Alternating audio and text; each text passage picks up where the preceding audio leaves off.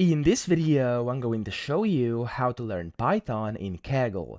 Now, Kaggle actually has an entire course you can use to learn Python. So to access this, you want to sign into your account, then you want to go to the left-hand side over here, so extend this menu, top left, and then you can see here it says More. So click on More, and under More, you have this button which says Learn. Now, when you click on Learn here, you'll be able to see all your courses and the courses that, of course, are available to you as well. There's a bunch of different ones, and somewhere at the top, you should see Python. So it says over here, learn the most important language for data science. So click on Python, and all you have to do to start learning Python is simply click on begin course over here. And of course, you can see the lessons over here. There's tutorials and exercises as well in there, and you can see how much of the course you've completed. So if I click on begin course over here, I'm just going to start with the, of course, Python learning course. And as you can see here, first I have kind of the intro, stuff like that. You can just read through this, and then whenever you come to the very end here at the bottom, you can go ahead and start the exercise and just keep on going like that.